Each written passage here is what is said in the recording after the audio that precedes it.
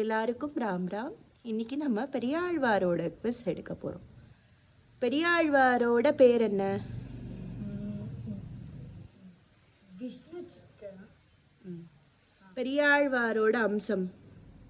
கருடன். பெரியாழ்வாரோட திருநக்ஷத்திரம்? ஆனி ஸ்வாதி. பெரியாழ்வாரோட இன்னொரு திருநாமம்?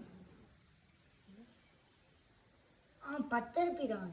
அந்த பட்டர் பிரான்ற திருநாமத்தை யார் கொடுத்தா? வல்லபதேவ பாண்டியன். வல்லபதேவ பாண்டியனுக்கு ஒரு டவுட் வரும். அது என்ன டவுட்? பரம்பொருள்னா என்ன, பெருமாள்னா யாரு? வல்லபதேவ பாண்டியனோட அமைச்சர் பேர் என்ன? செல்வநாதரா. செல்வ நம்பி நாதன். பெரியாழ்வார் என்னென்ன எழுதியிருக்கார்? பெரியாழ்வார் திருமொழி எழுதியிருக்காரு. அப்புறம் பல்லாண்டு. திருப்பல்லாண்டுன்னு சொல்லுவோம். திருப்பல்லாண்டு. பெரியாழ்வார் பெரியாழ்வார்னு அவருக்கு ஏன் பேர் வந்தது?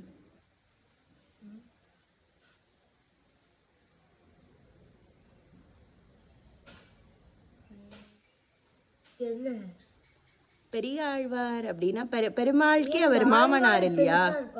பெருசா இருக்கிறதுனால அவர் பெருமாளுக்கே மாமனார் இல்லையா? தன்னோட பெண்ணை ஆண்டாளை கல்யாணம் பண்ணி கொடுத்தாருல பெருமாளுக்கு.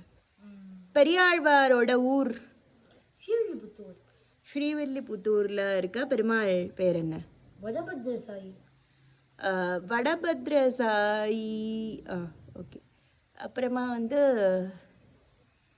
அவர் என்ன கைங்கரியம் பண்ணிட்டு இருந்தார் பெரியாழ்வார்? புஷ்ப கைங்கரியம். ஓகே. புஷ்ப கைங்கரியத்தை எங்கேருந்து பண்ணணும் அப்படின்னு அவர் எதுலேருந்து ஒரு இன்ஸ்பிரேஷனா எடுத்துட்டார்?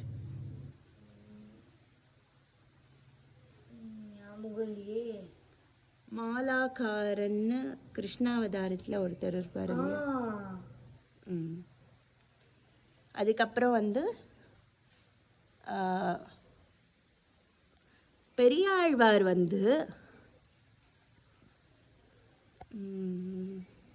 கேட்கலாம். வல்லபதேவ பாண்டியனுக்கு பரம்பொருள்னா என்ன அப்படிங்கிறது எப்படி அவனுக்கு டவுட் வந்தது? ஆமா, அவர் மாடு வேஷம் போட்டுட்டு நைட்டு ஊர் மக்கள்லாம் எப்படி இருக்கான்னு பார்க்கும்போது ஒரு ஒரு ஆற்றுல எறும்பு அந்த சம்மர் சீசன்லேயே எல்லாத்தையும் உழைச்சி சேர்த்து வச்சுட்டு அதை வின்டர் சீசன் அப்போ அதை யூஸ் பண்ணிக்கும் அப்படின்னு அது அதே பெருமாள்கிட்ட நம்ம முன்னாடியே அனுக்கிரகம் வாங்கிக்கிட்டா நம்ம வயசானா பார்த்துக்கலாம்னு சொல்லாம முன்னாடியே அனுக்கிரகம் வாங்கிக்கணும். முன்னாடியே சொல்லணும். அப்போதைக்கு இப்போதே சொல்லி வைத்தேன். அப்போ அதுலேருந்து பரம்பொருள்னா யாரு, பெருமாள்னா என்ன அப்படின்ற அந்த டவுட் வந்தது. அதை தீர்த்தோம். அப்போ அந்த காம்படிஷன் கண்டக்ட் பண்ணும்போது எப்படி என்ன ஆனா வின்னர் அப்படின்னு சொல்லிட்டு இது பண்ணுவா? கிளியா? இந்த கிளின்னு ஒரு பணப்பை யார் வேதத்தை பத்தி நிறைய சொல்றாரோ அது கீழே விழும்.